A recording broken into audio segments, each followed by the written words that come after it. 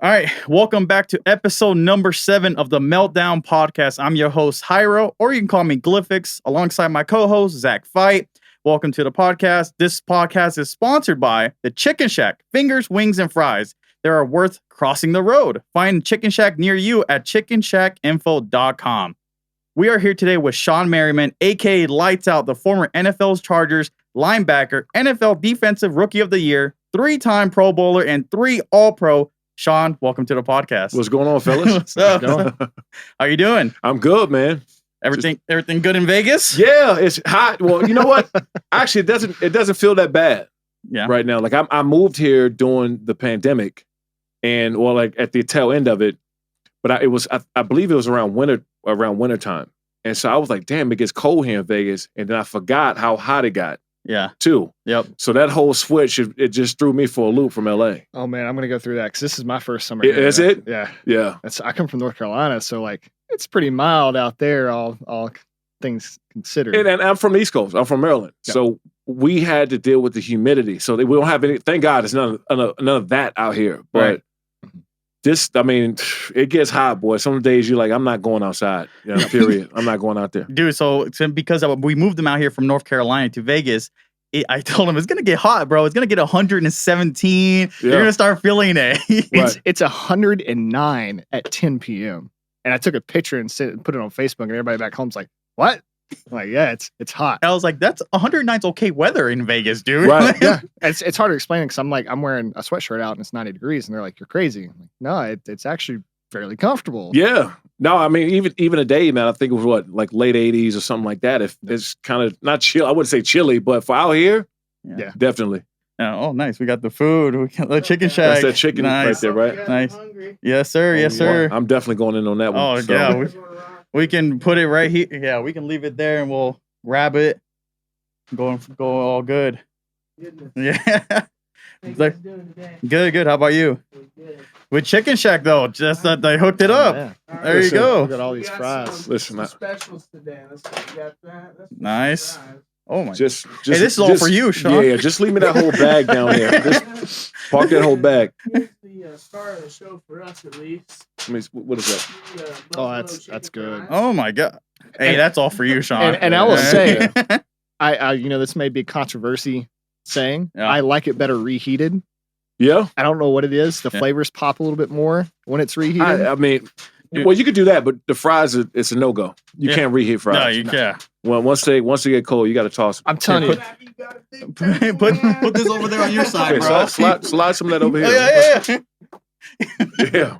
Go ahead, put that. It's all yours, Shawne. Yeah. Let me just slide. It's all for you, dude. And this is what I normally get. This one is what I get when I go. Oh, I haven't tried just the thing. Come on. Oh shit. Hold on. What is that? That's I'm in. Listen. Oh, thank you. We're not gonna be able to finish this damn show. Yeah, I'll tell you that. They're gonna see us going to a food comment here halfway through. Awesome. I'll save them 2 wings. Yeah. This is actually my first time meeting. Oh yeah. Hey, nice to meet you. Hey, thanks for that. This is Shawne. What's going on, man? Shawne, nice to meet you. All right. Well, yeah, man. This is all for you. We made sure that we had enough food because we understand you just worked out today. Right. I seen you. Yeah. So we made sure that you have enough. That's the best time to throw it down. Oh, they can't tell. I stopped working out when I moved out here, but I went at 5 o'clock in the morning. And when I started going at 5 o'clock in the morning, it hits different. It's so nice going that early in the morning. I'm always in the gym by like 6:30. Yeah. Wow. 6:30, 7 o'clock, I'm in the gym. Because at that time, like, you're not bothered by anybody. Your phone's not ringing. The emails haven't started popping in yet. So I'm like, I get my hour, 15 minutes, 6 days a week. I'm good. Yep. Dude, that's crazy. I used to go to the gym all the time. And then I started being that gym rat at the beginning of the month. And I'm like, yeah, I'm going to go every single day. And I was doing it. And then I went to LA. Right. And then LA food is different from Vegas food. Yeah. So you're in there, you want to try new things. So my girl lives over there and she's like, hey, try this, try that. So I'm like, oh yeah, I'll get back to the gym when I get home. Get back home, nothing. Start eating. But that's the thing. That's why I do it in the morning. Yeah. Because after like 3 or 4 p.m., I don't have the damn energy. Yeah. Like I don't want to go because you got all the BS you deal with during the day, the calls, the highs, the lows, the roller coaster. And then by the time 4 o'clock hit, there ain't no pre-workout that can save me to get in that gym. Dude. Like I'm just done. I don't want to go. Thank you, man. How do you do it? Let's go Chicken Shack. There we go. How do you do it, bro? Like, how do you do get up? How do you have that motivation in the morning to just hit the gym every day? Well, it's honestly, look, you can be motivated sometime or whatever, but that motivation runs out. I don't care who you are. Yeah. You can't be motivated every single day, right? You just can't. So with me, I'm more consistent than I am motivated. So like every day that I walk in the gym, I'm not going in there killing it. I'm not doing a crazy workout. But the days I don't feel like going in there, I'm there. Yeah. Right. And I get something done, like a 45-minute circuit workout, 15-minute jog on a treadmill. And I'm there on the days and that's really the biggest difference from anybody that is really good at something and that some people that's not so good is just being consistent. Yeah. Because consistent is going to win every single day. Ain't no way in hell to be motivated. People do all these motivational quotes and shit on social media and they pump all. There's no way to be motivated 365 days a year. And you're motivated for the 10 seconds you read that, and then you're like, yeah. I mean, how many times can you just get up out of the bed and just roll out of the gym, roll out of bed, go to the gym and just hyped up about it? Yeah. You can't. I can't. You can't do it. Yeah. I think one of the things for when I first started, it was scary because I hadn't worked out since I played travel baseball. And in that, it was more of, we were instructed by coaches on what to do. And so I got older and I didn't know what to do. I'm like, where do I even start at? And I had a friend that went with me. And that friend kept me going every day at 5 o'clock in the morning. And like the first day, I was kind of like 20 minutes late. He's like, hey, where you at? I'm like, I'm on my way. I'm like, I woke up late. I'm sorry. Like, it won't happen again. And I was never late a day after that because I felt bad. I was 20 minutes late the first day. Yeah. And he kept me honest, man. Yeah. Hey, that's what you got to do. That's what you got to do. But Shawne, so before we got the Chicken Shack, I was leading into the question for you, and you're more than free. Whenever you want, you can dive in. Because when I dive in, I'm swan diving in these things. So we'll be here just enough time so you can eat. So okay, one of our first questions, and now, like I said, we're trying to stay away from football. One of the main podcast ideas is to stay away from the normal to norm that you're getting asked 24/7. But this question we have to ask. So after the second knockout, right? Did it become a challenge for you to start knocking people out on the field? And this sounds bad to people that don't do sports, but the reason I wanted to ask this question is when I was playing school ball, a pitcher hit me with a pitch, and I knocked him in the ankle the next time, and then they moved him to third base, and it just became a game for me because he hit me first. Right. I'm like, no, you're not going to forget me after that, and that's why. I'm trying. You're right. So people that's not into sport, it sounds cruel, right? Yeah, you're going to knock these guys out. And I think that times were a little bit different too. Yeah. We didn't know a lot of stuff about concussions and all that stuff, whatever. But back then when I was doing that, it was applauded. Yeah. And so I was like, I know the crowd loved that shit, so I was going to do it because the crowd loved it. And then I love the going on the sidelines and your teammates slap you on the back and on the helmet and going like. I love that part of it. And the oohs and ahs from the crowd, and then after the game, you got the chatter. So you love the after effects after doing it. But I think initially going in, man, it's like the mentality to want to go and knock somebody out. Because you get on a certain level, man. There's a lot of people that's strong and fast and athletic and explosive. But it takes a different motherfucker to knock some. You know what I'm saying? Like to say, I'm gonna knock that guy out. Yeah, actually go and do it. Had a friend in high school, so I never played football. He was on the football team, 6'3", Samoan, like huge guy. He was at 12 years old. We had to carry his birth certificate around and play baseball. Broke a guy's back, and he felt super bad about it because he didn't mean to.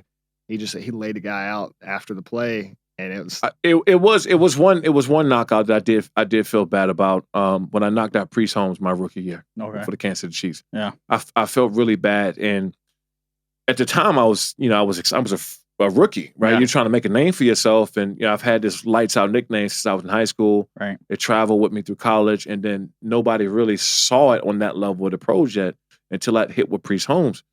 And I hit him and knocked him out. And I just remember looking at him and his eyes were kind of like rolling back in his head a little bit. And he was still holding on to the football. They went to 2 commercial breaks and he was still out. And mind you, Priest Holmes, when he played for the Baltimore Ravens, I grew up watching. Priest was one of my favorite players to watch. And so when that happened, I was excited. And then our head coach at the time, Marty Schottenheimer, and I'm dancing, I'm jumping around, and I'm in the moment. And I'm dancing, jumping around. I got to the sideline, and Marty Schottenheimer, the head coach at the time, I remember him grabbing my face mask. And he said, Shawne, great hit, but don't remember that. Don't forget this guy's family and friends are watching. Yeah. And then that kind of brought me back down and like, okay, shit, it's a big deal. And when I saw him get up, I was relieved. Right. But he never really played again after that. Right. And so that was, probably one time that I actually regret, like, and felt bad about it happening. Yeah. So, like, obviously, it was a big, different times back then. Like, I grew up watching those types of hits. And, I mean, when I was watching as a fan, dude, you wanted to see that. But then, to a certain extent, right? You want to see the guy get back up. Right. You want to see everyone okay and everyone be a good sport about it. But those hits were something else, man. Because I don't, look, it's the reason why I'm in the fight business now, Yeah, right? yeah. I mean, we all love the shot, whether we want to admit it or not. Yeah. Like, we in this country, it's like a car accident on the highway, right? Mhm. It's on the opposite side of the highway, and you got traffic on the other, right? And you're like, why the hell? There must be an accident up here. It must be an accident. Yep. Well, you drive up, realize it's not an accident on your side of the highway. It's on the other side. We're all just watching that shit. Right. Yep. Trying to look and see what's going on. And that's the same thing. That's why football is so big in this country, because we like car accidents. That's what football is. It's a car accident. Yep. And we like these big, crazy athletes, running into each other and trying to knock each other out. Right. We like that. Same thing. Same reason why we like fighting in this country. It's just what we love as Americans. Right. And so, and that'll be probably one of not maybe the last football question we'll ask. So leading into, because you spoke about a little MMA, little fighting, boxing, whatever. How do you feel about Jake Paul, Logan Paul, recent boxing careers? I love it. Yeah. I love it. And you know what I love most about it? For one, I was around Jake when he was kind of first starting, and I knew the reputation he had as far as like being a YouTuber and social media and all that stuff. But I got a chance to see him work behind closed doors. Yeah. And so when I saw that, I was like, this dude's going to be good. And this is probably over 2 years ago. Wow. Maybe 3, but definitely over 2 years ago. And I was like, he works like a professional athlete, because I've been around professional athletes, almost my whole life. Right. And he was training and taking it serious like a professional athlete. And I said, man, this dude got a real shot to be good. And so to see him at this point, and then also too, he brought the work ethic, and he also brought what he's great at doing is content, social media, hype, and just that aspect of it. Right. Those two combined is why he's making the money he's making. Right. Yeah. A lot of fighters miss the boat on, hey guys, you got to be good on social media. You got to be good to fans and entertain and stuff, because that's what's going to sell tickets and pay-per-views. Yep. And so I'm not surprised. I think that, Jake Paul is probably going to make $250 million before he's done. Wow. In the fight business. Wow. I really do.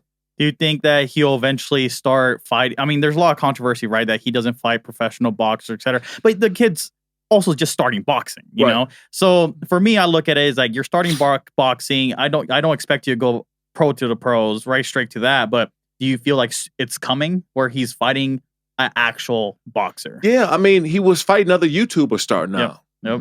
Like the truth of the matter is that even in professional boxing, the first 10 guys you fight are pretty much bums. Yeah. I mean, not like bums that can't fight, but I'm just saying like no-name guys. Right.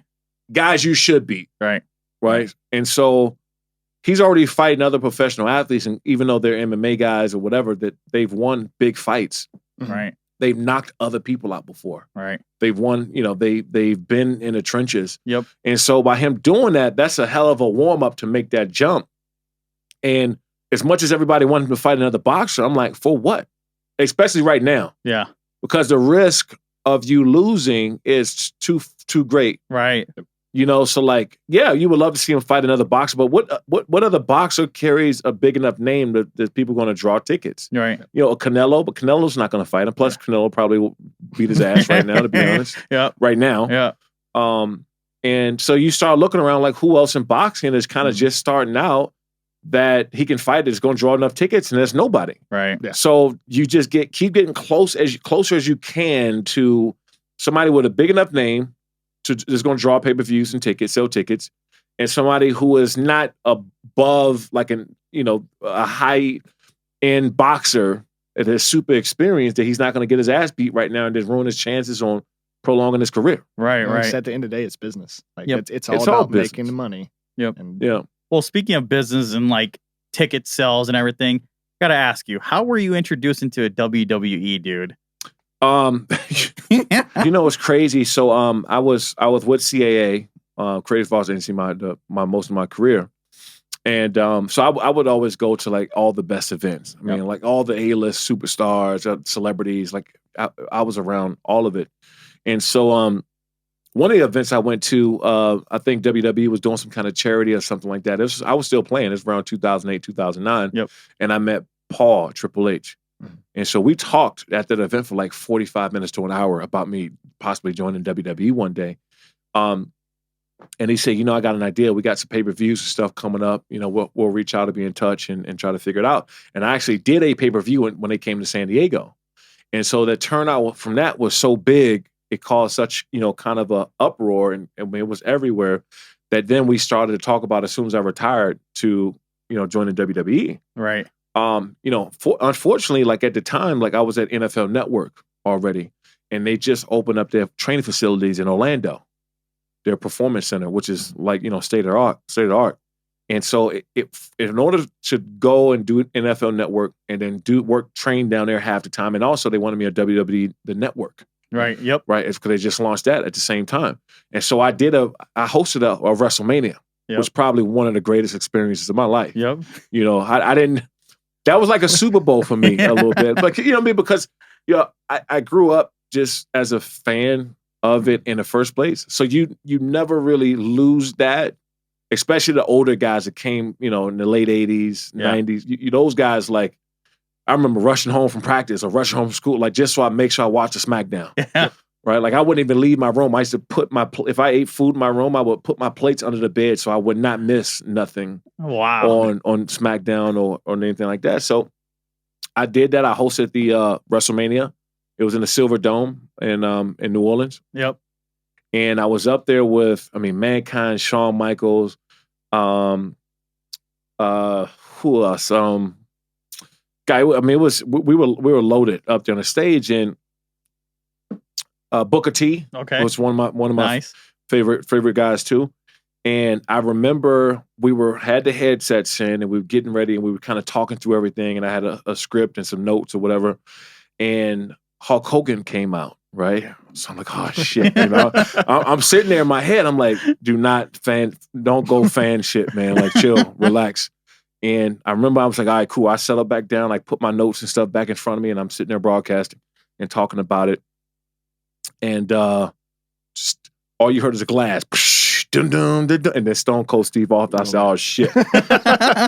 So I'm like, shit, I'm gonna lose it. Yeah. Right. I'm sitting there, I'm peeking. We're live on broadcast. We're live. I think Shawn Michaels or Mankind or one of the guys were talking, Mick Foley. And I'm peeking, I'm like, I'm not missing this shit, right? And so I finally settled back in, and I'm ready to go. And I'm sitting down and put my notes back because I knocked everything everywhere. Put my notes back in front of me. I sat back up, and all I heard is, "If you smell." Oh. Fuck this. Like, you know, for me, that was it. And so I turned, I go and I look and I turn around, and I said, that's it. I'm doing a live bar. If you go back and watch that WrestleMania WWE Network, watch, my back is to the camera. Yeah. I'm like, I'm watching this shit. I don't give a hell. They pay me to be there, but I'm watching this. I don't care what y'all say. You're right. And so yeah, man, that was, and even now, I still talk to them about doing. We're still talking. Nice. Here and there about different things. That's awesome, dude. Yeah. I watched the video of you and Booker doing the trash talk. Yeah, that was fun. Yeah.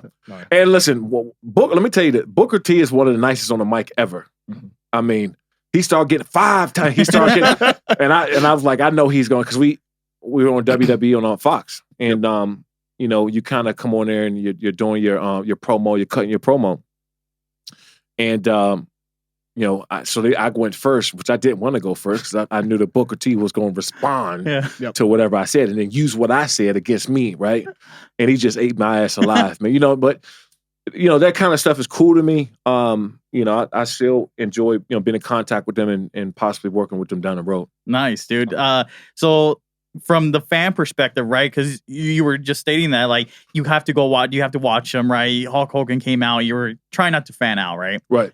Do you see that now that you're on the other side, right? You've been on the other side for such a long time. Yeah. Do you see those fans that are still like, hey, keep it in, you know, trying to talk to you? Do you feel that energy coming from them sometimes? Oh yeah.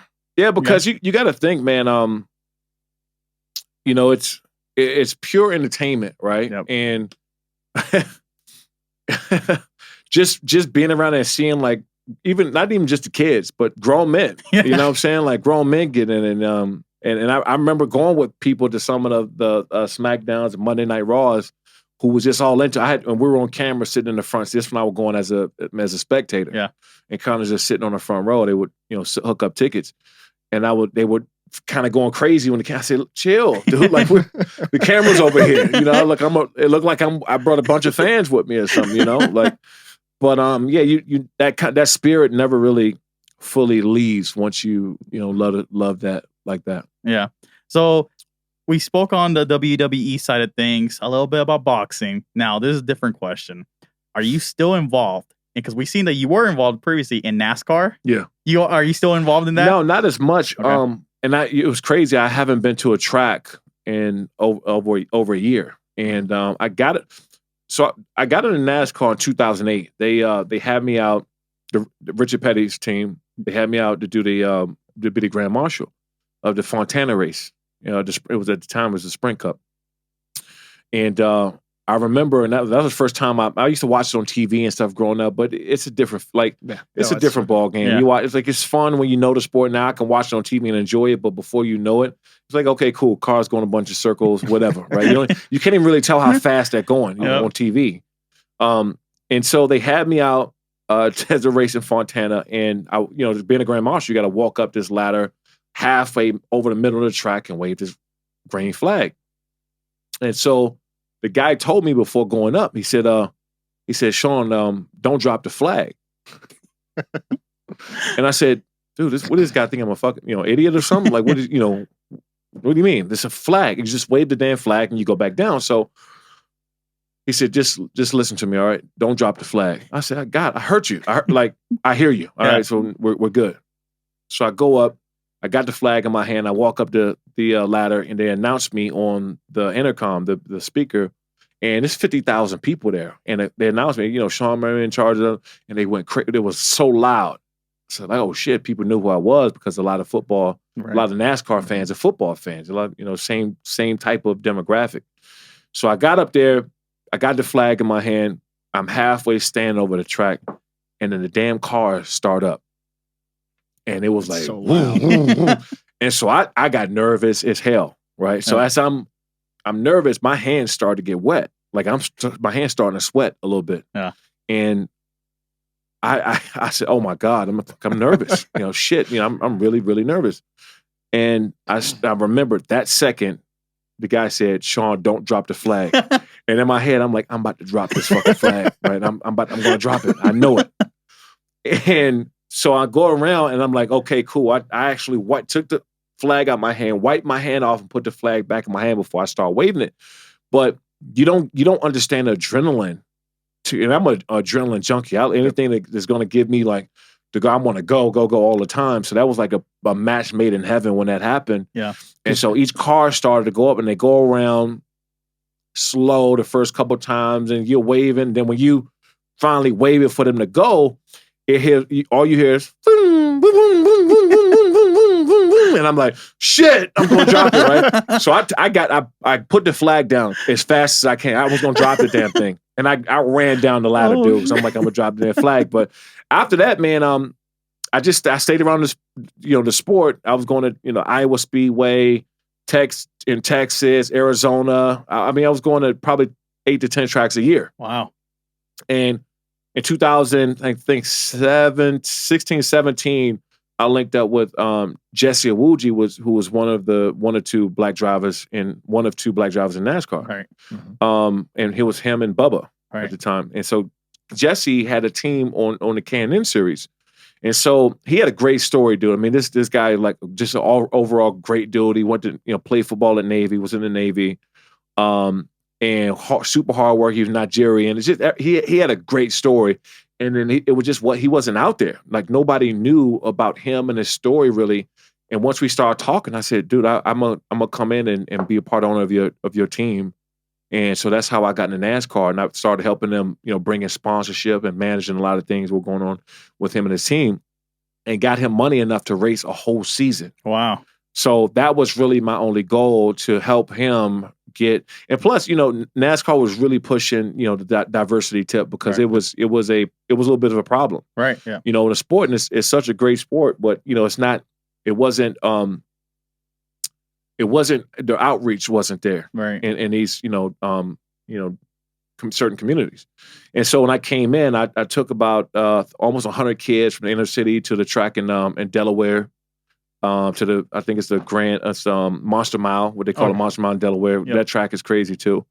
And it just brought almost 100 kids from the inner school. I busted them all in, but got them lunch and talking to. It was cool. My son came too as well, so it was a cool thing.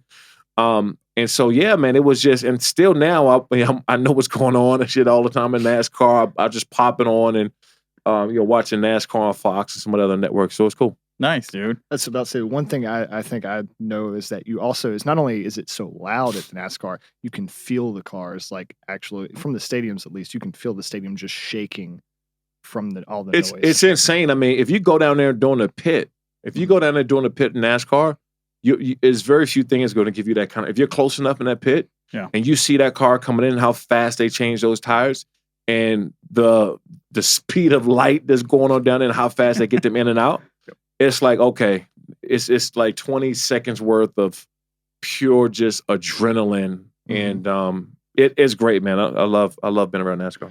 So, speaking a little bit about, like, because we spoke a little bit before, because we've known each other for, I think, 2 months now, maybe.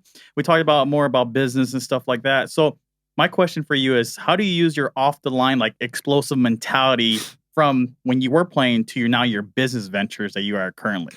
It's, you know what? I'll say this: athletes are the most disciplined people on the planet Earth. Like, there's nobody. You won't find anyone else that's more disciplined than an athlete, because you got to be somewhere on time all the time. You got responsibilities all the time, not just for yourself but your teammates. You got to work out no matter if you're sore, tired, sick. I hear some people sometimes like, man, I didn't go somewhere because I had a headache or a migraine. I'm like, shit, like that. Let me go to my coach today and say I can't play in this game because I got a headache. It ain't happening. Yeah, it doesn't happen. Yep. And so when you have that mentality to be able to deal with obstacles because your body's hurt and you might have injury and have to push through it. I mean, you got to take your mind to a whole mental space that most people can't do in the first place. I put fingers, shoulders back in place, gone back in the game, harnessed it up, taped it up. And so, somebody go hit their shin on the coffee table, and I'm like, I'm done for the week. I'm not, you see them taking a week off of work, and I go in there, they just, hit their shin on the, or broke their toe. Yeah. And guys, if you break your toe sometime or fracture your toe, you get that shit shot up and you're going back in the game. Yeah, I've done that before. And it's embarrassing because I broke it. So when I played travel baseball, all the guys would come over to my house after Saturday night. We'd hang out in the pool and relax after a game because we were outside all day. They turned the lights out when I was walking in, and I kicked the side of the house and broke my toe on the side of the house. I'm like, you kidding me? I broke my toe by kicking the side of the house. I played all next day, ended up fracturing my foot in 3 different places just from breaking the toe. And my whole foot was just black the next day. Because you compensated. Yep. You compensated by trying to, and that happens all the time. Like that first kickoff or that first practice during the off season, training camp, like something hurts. Yeah. A back, a shoulder, a knee, a finger, wrist, something always hurts for the whole 7 months for the rest. So you just learn to deal with it week in and week out, and just hopefully then you don't compensate too much and hurt something else. And that's how you kind of just, it's always the same mentality in a sense, like for business stuff, there's no excuses, right? There's none. You have to make it. You have to make a meeting. You have to be on time, whatever the case may be. That's how you transition it from the sports side of things to your business every day to life. Yeah, right? And I like to. I don't want to put words in your mouth, but I like what you said earlier. It's consistency. Yeah. It's definitely what you have. You have 100% consistency. I'm a very, very consistent person. It's my great days, my bad days, everything in between. I'm getting it done. Yeah. Right. And it's not going to be like I did yesterday when I felt great, but I'm still doing it. Yeah. And so I think that's where the mentality going in. And to be honest, like there's very few things that you ever going to have that same feeling of running out to 70,000 people. Yeah. You're not going to get that high. You like that high, you could be chasing that, doing anything you want to do. You ain't getting that high. Right. And so, but if you can get the mentality that you took and you had on Sundays and start applying it to the things you actually enjoy doing in business, yeah, you're going to win. You're going to be successful because you're going to keep pushing until you actually end up winning. Yeah. And that's what I like, man. I mean, like I said, we know each other for 2 months now around there. And then even when I first talked to you about just anything business related, and I know I send you some texts here, like ask questions. Right before that, dude, I was like, maybe, I don't know, he's gonna answer. I just shot my shot and said, hey, maybe you can help me here, right? And I wanted to I ask you because that mentality ever since day one when we started talking is that you're a hustler. You know, you're trying to go get everything. You're making sure things are getting done on time. And it looks like that mentality is that what I have, you know, like I want to have people around me like that. It's like, dude, I love everything that you stand for right now and doing to business. And I love everything about that. So.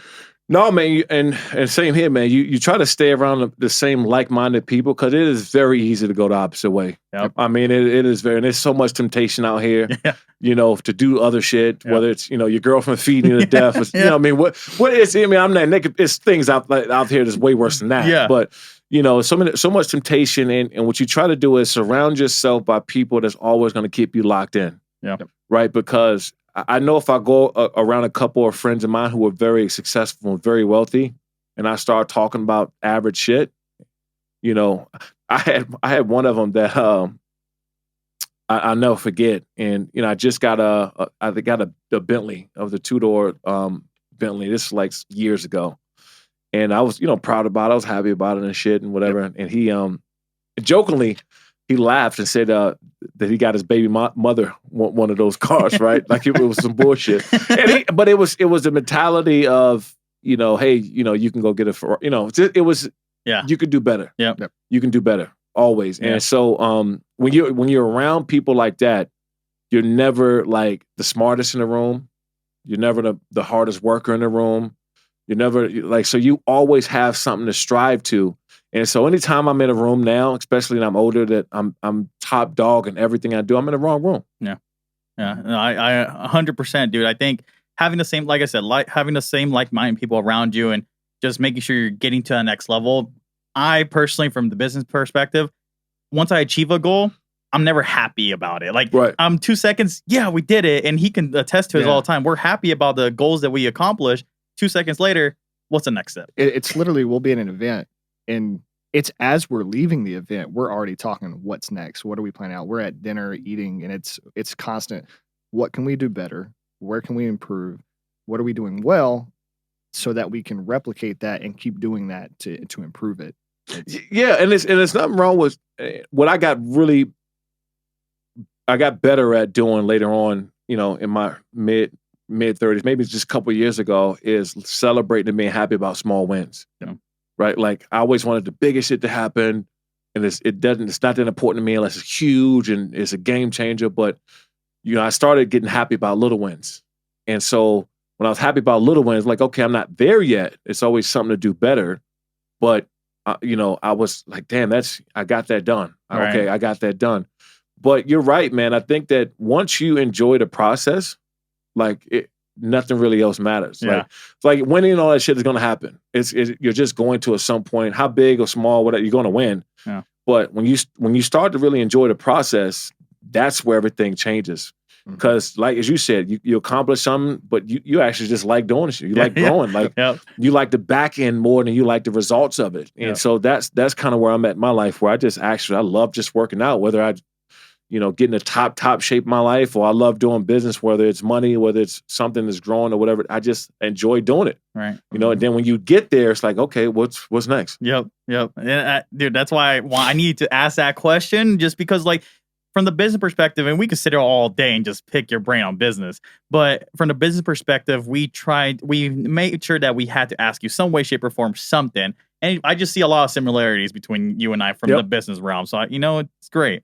But getting into more of, I like this part, getting into the video game side of things. Yep. All right. So before we get to that, I know that you played in Entourage, right? You cameoed with Jerry Ferrero, which is AKA Turtle. Yep. So Turtle, AKA with Jerry Ferrero now, he's a head consultant at Nix Gaming. So the official 2K team at Nix.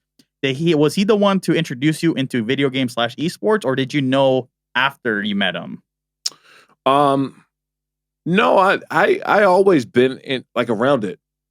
You know what I'm saying? Like I've always, first of all, when I was playing, nobody played more video games. I'm serious. Like I had a movie theater in my house, you know, like a 6-seater or whatever, 6 or 8-seater.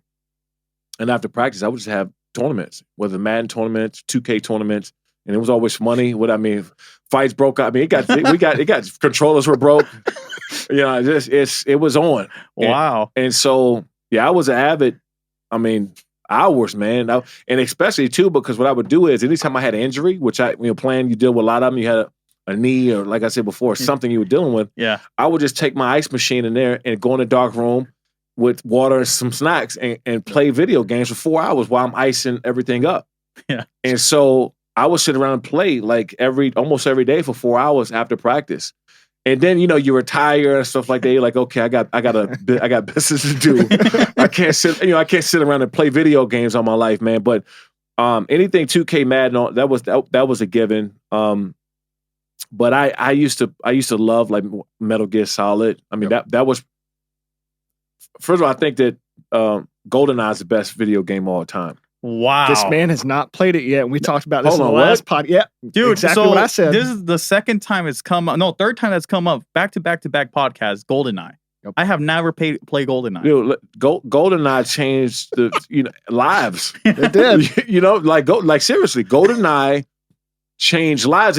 And actually, I believe it was like one of the first point of view video games that made all the Call of Duties and all this other shit, Halo's possible. Yep. In the first place. And so that was another one. So I used to play GoldenEye until the sun came up and I had to go to school again.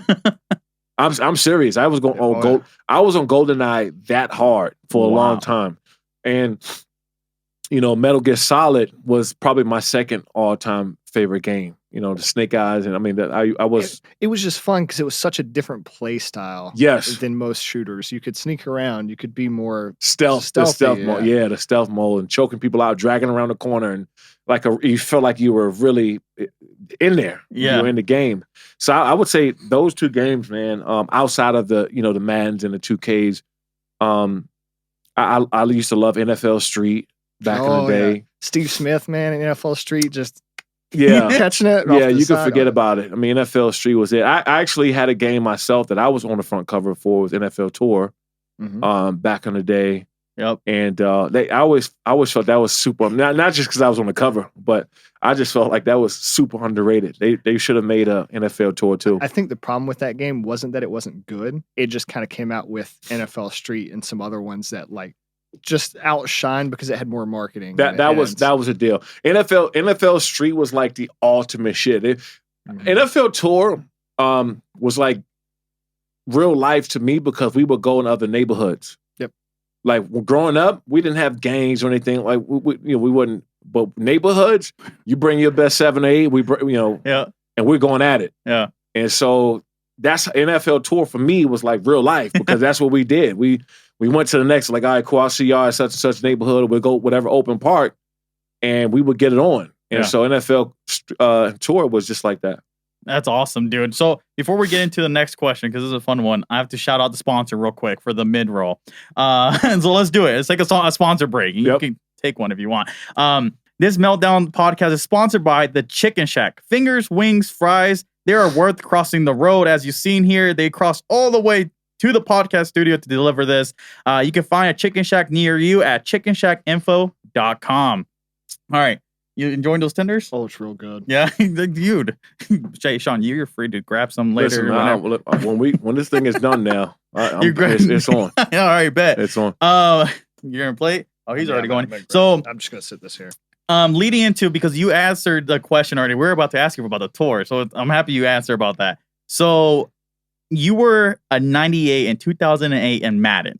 Do you remember that point in time when you heard that you were in Madden 98, almost a 99, dude, into a 99 club? Yeah. Did you remember that point in time when you seen yourself like that? Yeah. Because I moved myself to DN and put me in a 99. Everybody knew that. That was the kept secret. Like, when that got out, that you could move it to DN, and I was a 99 then, it was on. So when I tell you that when we broke a lot of remotes and stuff like that, people would toss remotes against the wall, and I would just have them leave money on my stand. I said, because I knew when I put myself at DN, I'm getting 5 or 6 sacks. It was happening. And I was going to be unblockable. So then what happened was before the game, we started making, they say, look, you can't move yourself to DN. Yeah. I said, I'll play you, but you can't move yourself to DN because I was a cheat code. Yeah. So at my house, when everybody came to me, I moved myself to DN. I didn't give a shit, right? But when I went to somebody else, I said, look, I'll play you, but you can't move yourself to DN. I said, why? Because, you can do that at your house, you can't do it here, right? So I'm like, all right, whatever. Because at DN, I was a 99. So yeah, I remember that, yeah.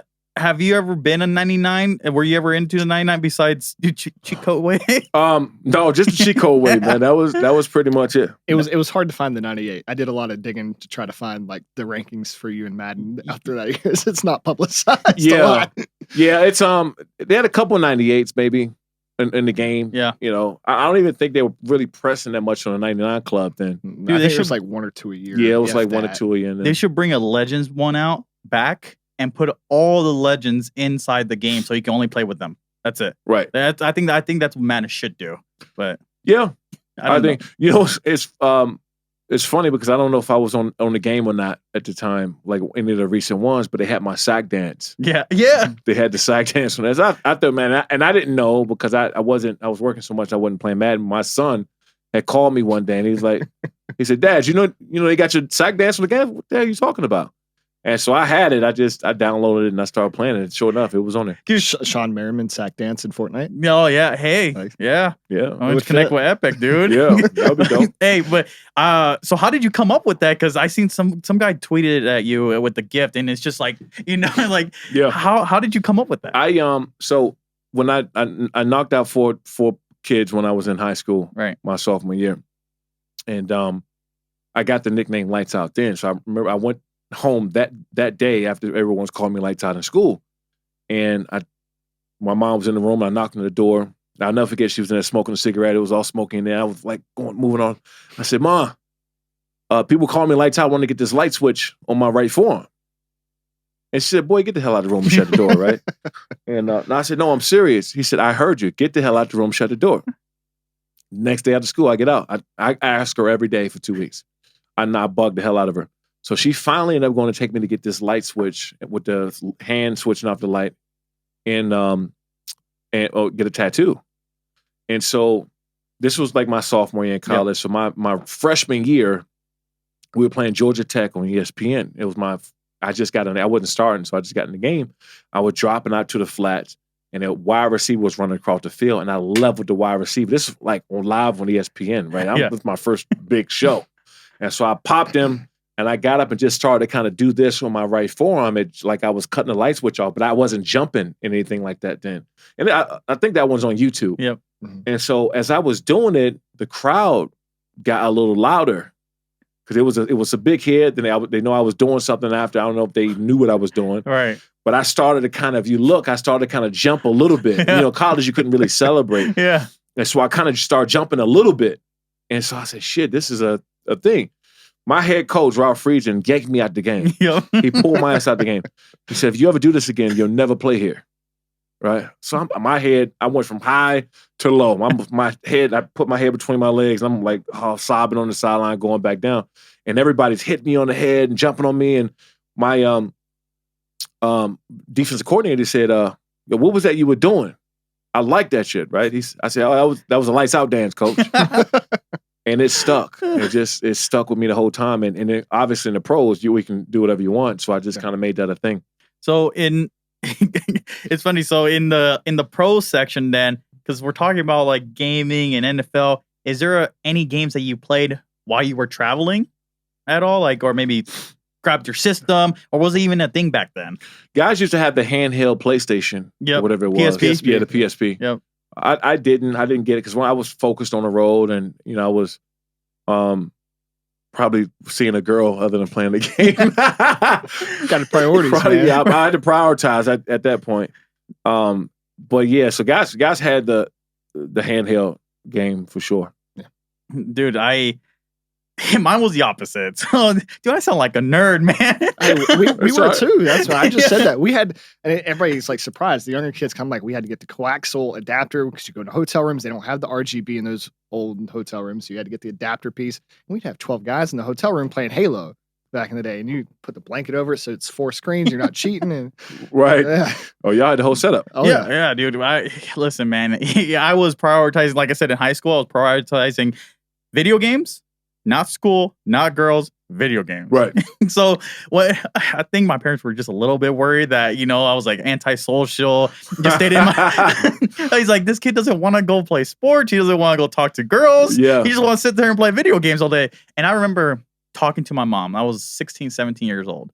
And I was like, Mom, listen, this is the future. This is going to be the next level thing. Yeah. And she's like, in the back, the mentality was video games are for kids who don't want to do anything with their lives. You're not going to go anywhere. That was the mentality. I think that was a mentality for everybody. Yeah. Yep. Oh, that was, You my, know? my dad did not support me playing. So I played travel baseball. So I did baseball all the way up until about high school. About the time I turned 17, 18, I stopped playing baseball. I just lost the love for it. Wasn't as fun anymore. So I started playing video games all the time. My dad was like, what are you doing? You're wasting your life. You had going to college. I was going to play baseball in college. He's like, now you're not doing anything. And then I showed him a check for $300 from streaming on Twitch. And that's the first time he was like, okay.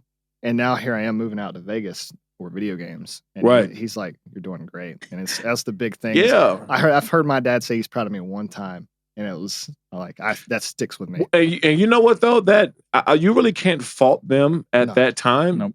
Because nobody did. I even looked at it like, I got a 12-year-old son, right? And when he was born, video games wasn't even as big then. Yep.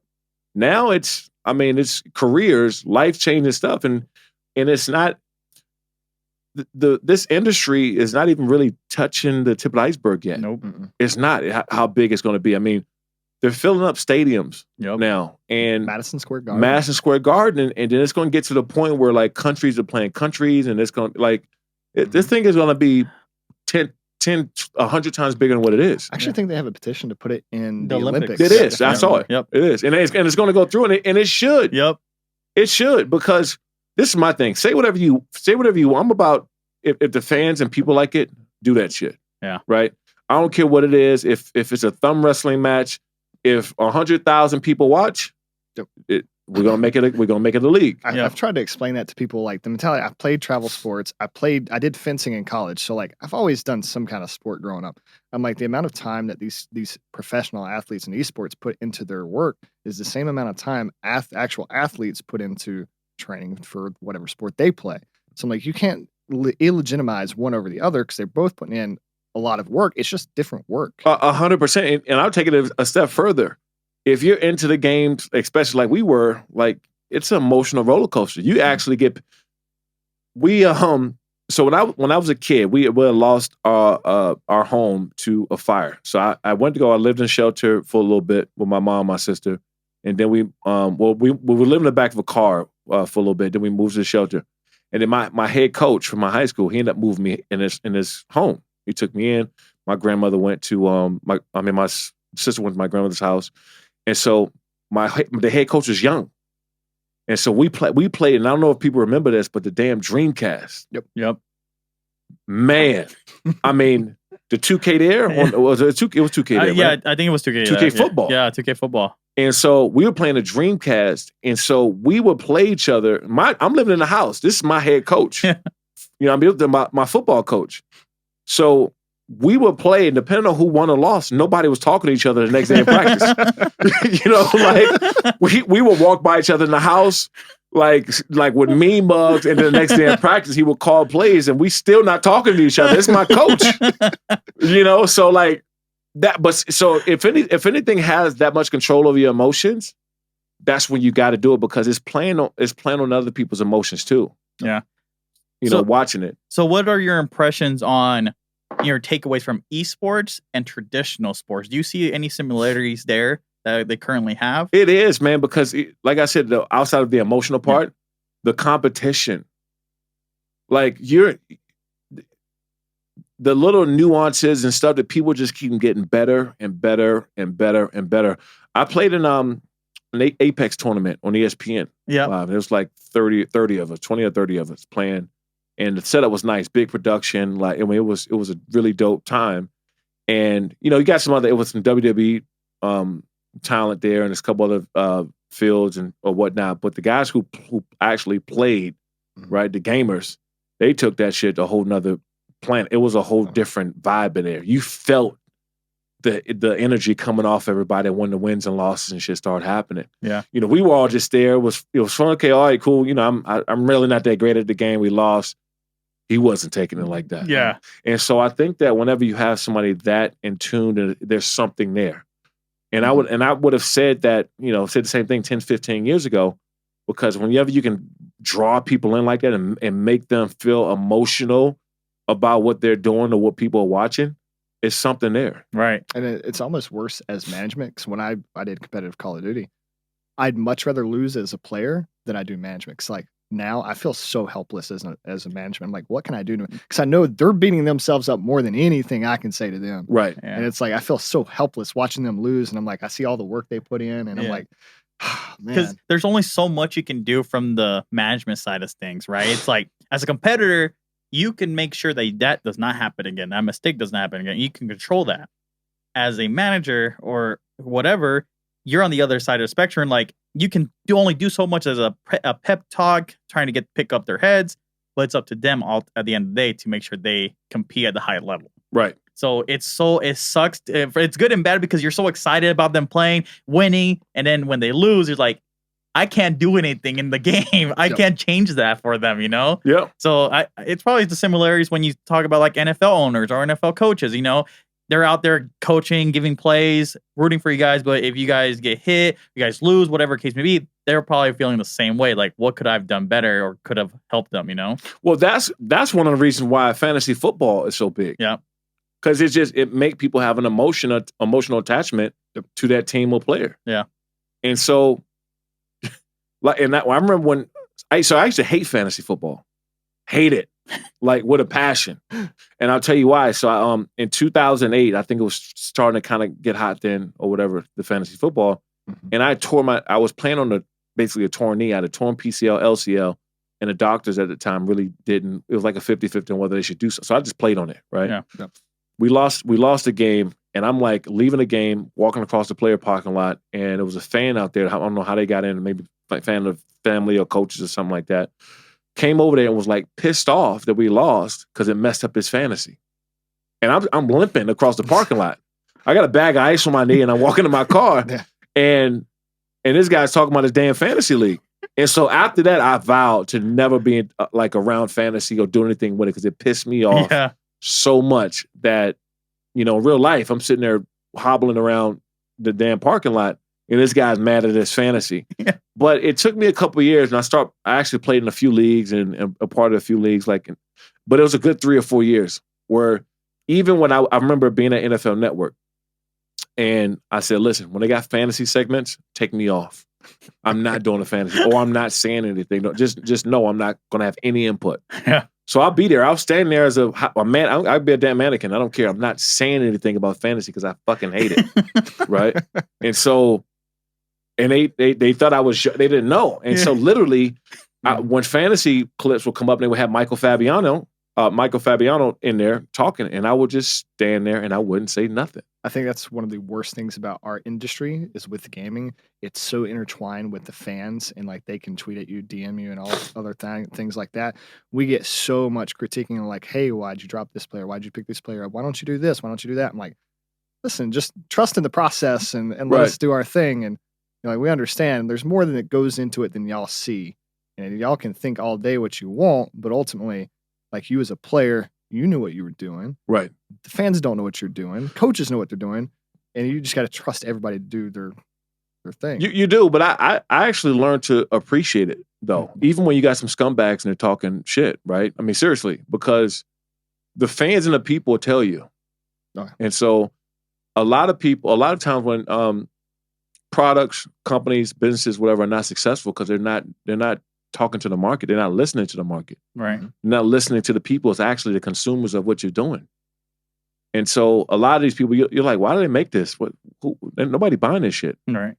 So even now, sometime like the other day, I don't know if you've seen on my story, I got the new sign them up and don't sign them up. I had a poll going about what people like. And so it was like, I think it was 600 or 700 people on my story that said something on this poll.